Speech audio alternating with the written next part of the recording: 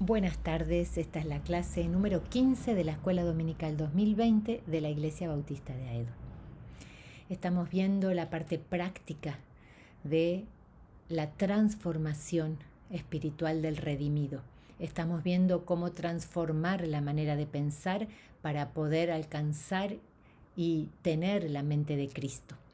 Y vimos la clase pasada que vamos a enfocarnos hoy sobre las imágenes y las ideas impropias que tenemos para sustituirlas por las ideas y las imágenes que llenaban la mente de Jesús.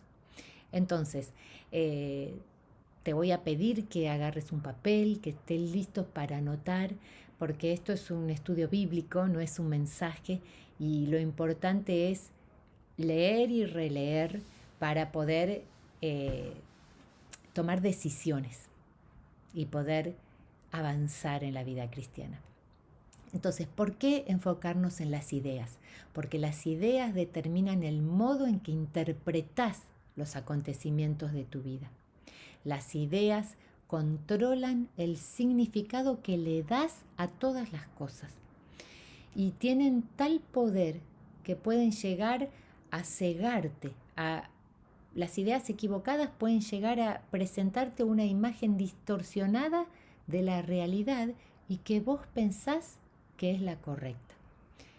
En 2 Corintios 4:4, Pablo dice que el Dios de este mundo cegó, oscureció el entendimiento del ser humano y que en cambio el mensaje del Evangelio ilumina el entendimiento, resplandece, dice, en el corazón. Y al margen quiero que sepas que cuando la Biblia habla de corazón se refieren al órgano desde donde salen los pensamientos, el entendimiento y las ideas. Para los hebreos el corazón era lo que para nosotros es la mente, el cerebro. Por eso dice, guarda tu corazón porque de ahí fluye la vida. Del corazón salen los pensamientos, dijo Jesús. Así que para ellos el corazón era la manera de pensar. Lo mismo que los riñones eran el lugar desde donde salían los sentimientos. Es bueno conocer estas cosas para poder interpretar correctamente el texto bíblico. Por lo tanto, tus ideas contaminan la manera en que ves la realidad. Y por eso tenemos que rastrearlas e interpretarlas a la luz de la Biblia y, si es necesario, modificarlas. Jesús también dijo que tus ideas, tus pensamientos, te llenan de luz para mirar las cosas de buena manera o te llenan de oscuridad para mirar las cosas y atribuirle mala intención. Él lo dijo cuando dijo, el ojo lleno de luz ilumina todo el cuerpo, el ojo en oscuridad oscurece. Lo que él quería decir es que tu manera de pensar hace que vos veas todo bien o veas todo mal. Y hay varias personas actualmente que están estudiando la manera de funcionar de la mente. Uno de ellos es Mansbach y Vázquez, que han estudiado las variables que funcionan en una interrelación. Y dicen que hay 3 variables. Los acuerdos, ponerse de acuerdo, los actos y las actitudes. Estas 3 variables intervienen en la manera en que 2 personas se relacionan y influyen para que haya colaboración o para que haya conflicto. Vuelvo a repetir, actitudes, acuerdos y acciones son parte de la interrelación y colaboran para que haya hostilidad o para que haya acuerdo. Ahora, de estas 3 variables, si la variable de la actitud, o sea, cómo lo ves a la otra persona, es la que predomina, infecta todo el resto de la interpretación. Lo que ellos están diciendo es lo que decía Jesús. Una mala actitud predispone a ver todo mal. Una buena actitud predispone a ver todo bien. Por lo tanto, tenemos que identificar qué idea tenemos acerca de Dios, de nosotros y del prójimo. Porque si la variable actitud, si tenemos una idea equivocada que nos produce malestar u hostilidad hacia esa persona, todo lo que haga esa persona lo vamos a rechazar porque lo vamos a ver mal. Nuestras ideas contaminan la interpretación de la realidad. Y si tenemos una relación de amistad con esa persona, todo lo que esa persona haga lo vamos a interpretar para bien, una buena mirada positiva. Por eso tenemos que rastrear nuestras ideas y nuestra manera de pensar. Tenemos que pedirle al Espíritu Santo que nos ayude a identificarlas para que el Evangelio la ilumine y nos transformen para ser libres. Fíjate que Jesús una y otra vez les decía a sus seguidores, ustedes oyeron que les dijeron tal cosa, pero yo ahora les digo esto. Es necesario identificar qué ideas tenés para transformarlas y alcanzar plenitud de vida. Ahora, ¿cómo rastreamos una idea? Es muy difícil rastrear una idea porque es un concepto muy abstracto, pero como está relacionado con una imagen y la imagen con un sentimiento, tenemos una manera. Imagínate como que siguiéramos la huella de un animal que se escondió en un bosque muy frondoso. Empezamos a seguir el rastro hasta que lo encontramos. Y entonces la manera de encontrar el rastro de una idea es a través de una imagen y de un sentimiento. Vamos a tratar de ponerlo en práctica. Yo te digo que pienses en Dios. Entonces, ¿qué imagen tenés de Dios? Enseguida a tu mente viene una imagen. Y esa imagen provoca un sentimiento. Tenemos que rastrear por ese sentimiento, ¿por qué sentís eso hacia Dios? ¿De dónde te viene esa idea de Dios que provoca en vos ese sentir? ¿Te lo dijo alguien? Esa idea de Dios viene por una experiencia personal que tuviste. Esa idea de Dios viene porque te lo contó otra persona. ¿Viene de tu propio razonamiento o viene de la Biblia? ¿De dónde te viene esa idea de Dios? Y vamos a poner unos ejemplos bíblicos de sentimientos que rastrean la idea que la persona tenía de Dios.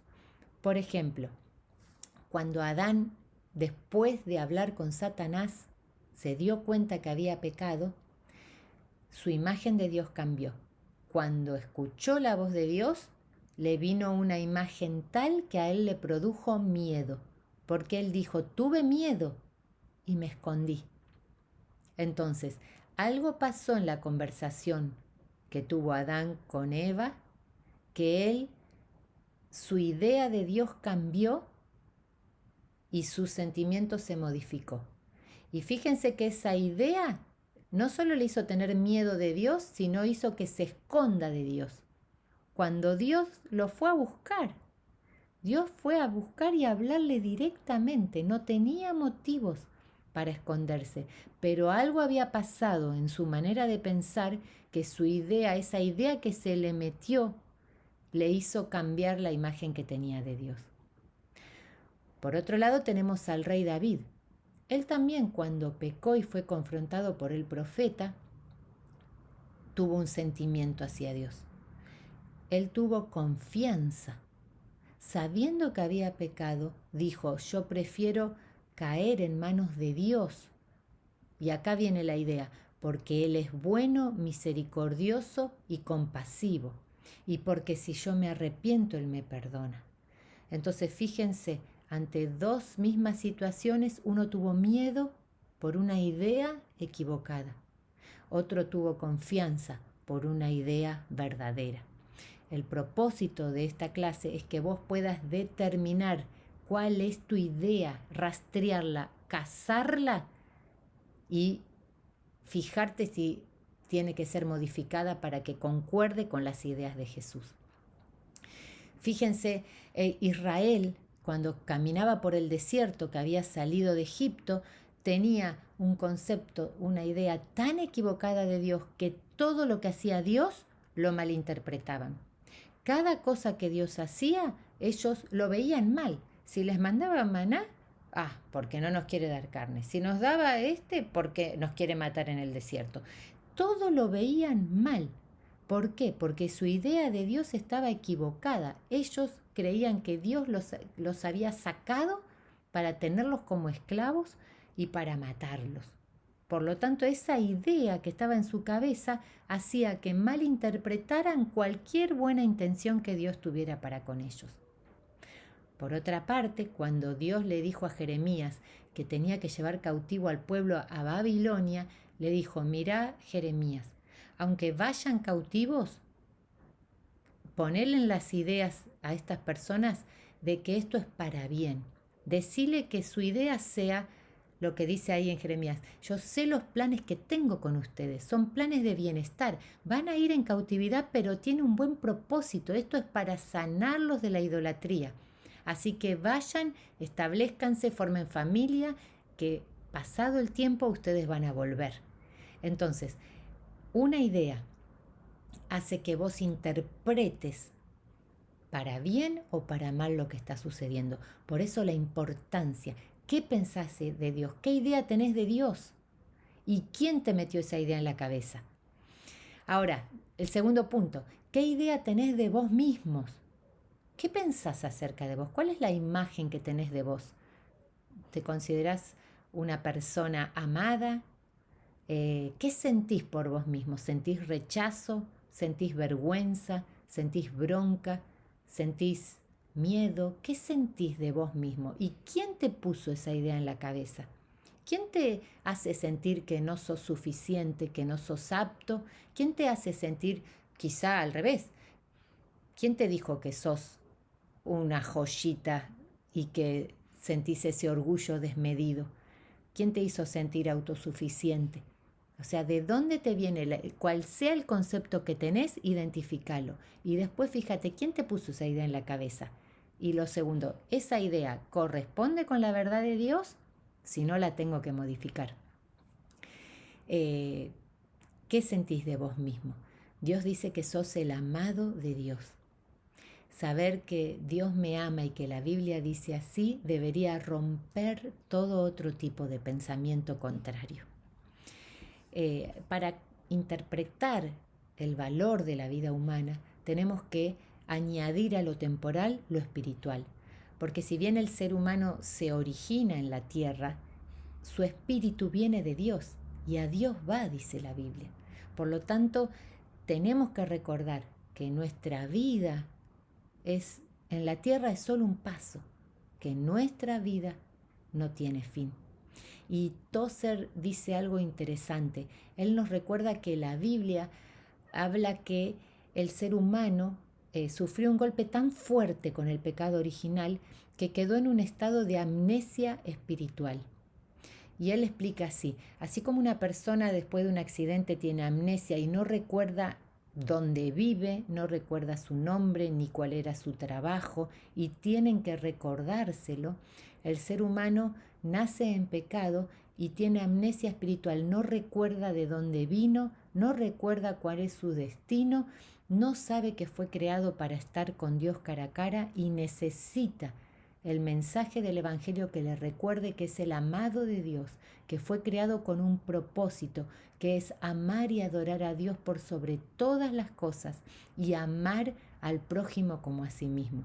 Ese es el propósito y tenemos que recordarlo a través del mensaje del Evangelio y de la vida de Jesucristo. Otro concepto que tenés que pensar es: ¿qué es para vos el éxito? ¿Y qué sentís frente al éxito? ¿Te sentís exitoso o te sentís fracasado? ¿Y quién te puso esa idea de éxito en la cabeza? ¿Corresponde con lo que Dios dice que es éxito? Y volvemos a la palabra de Dios. Éxito significa que uno tiene un propósito y que lo alcanzó. ¿Cuál es el propósito nuestro? Nuestro propósito son los bienes eternos. Amar y ser amados, tener gozo, fe, amistad, paz. Esos son los bienes eternos. Alcanzar esa vida espiritual es ser exitoso para Dios. ¿Por qué? Porque alcanzamos el propósito, alcanzamos la meta. Ahora, si tu idea de éxito, aún en la iglesia, es tener un ministerio, estar en la plataforma tocando un instrumento, no sé, tener un nombre, ser reconocido, por lo tanto esa idea que es defectuosa te va a hacer ver, va a modificar tu mirada y vas a sentirte mal. ¿Por qué? Porque si tu idea de éxito es tener un ministerio y no lo tenés, entonces te vas a sentir mal con Dios, con los hermanos y con vos mismo. Toda tu mirada, esa idea va a contaminar tu mirada de toda la realidad. Lo mismo el fracaso. ¿Qué pensás que es ser un fracasado? ¿Qué dice Dios que es alguien que fracasó? Fíjense que Dios dice, presentate aprobado delante de Dios. Y lo que los humanos aquí llaman ganancia, a los ojos de Dios es pérdida. Pablo decía, todo lo que antes me parecía valioso ahora me parece sin valor alguno, porque ahora me doy cuenta que alcanzar la plenitud de vida es amar a Dios, adorarlo y estar unido a Él. Todo lo demás se queda en este mundo. Fíjense qué interesante que Jesús dijo en la parábola del fin de los tiempos. Dios le va a decir a los amados de Él, vengan, benditos de mi Padre, vengan porque he recibido, ustedes hicieron tesoros para la eternidad, me dieron de comer, me dieron ropa cuando estaba desnudo, vengan. Y ellos les van a decir, Señor, si nunca te vimos, nunca lo hicimos. Y Él dice, sí, lo hicieron al prójimo, a mí me lo hicieron. Fíjense cómo mide las cosas de otra manera Dios. ¿Por qué? Porque somos relacionales. Para Dios, la relación con Dios, el amor que tenemos hacia Dios, esa unidad del Espíritu, esos son los bienes eternos. Eso es tener éxito en la vida cristiana.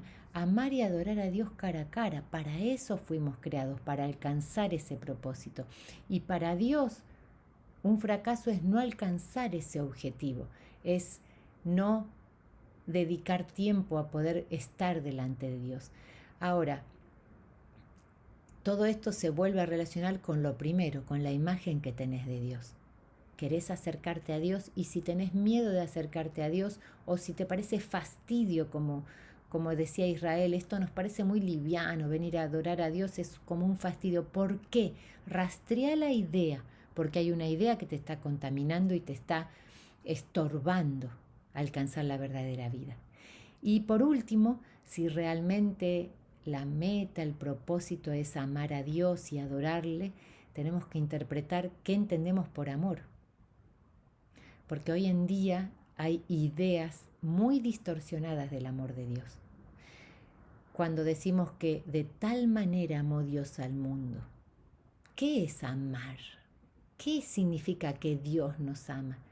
¿Qué significa amar al prójimo y amarnos a nosotros mismos? Porque ese es el todo del hombre, amar a Dios, amarnos a nosotros mismos y al prójimo de la misma manera que nos amamos a nosotros. Eso dijo Jesús, que eso resume todo el propósito.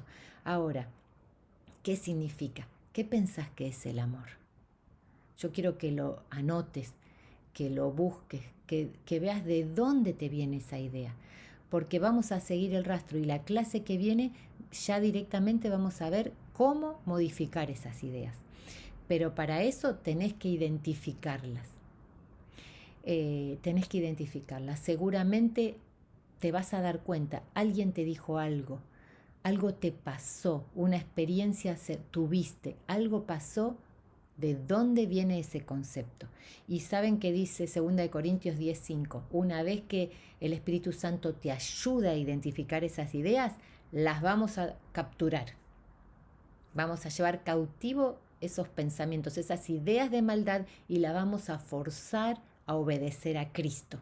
Porque de esa manera, renovando el entendimiento, vamos a ser transformados y vamos a alcanzar la plenitud de vida en Cristo. Pensemos esto esta semana, trabajemos, escribamos y nos encontramos la semana que viene. Que Dios te bendiga mucho.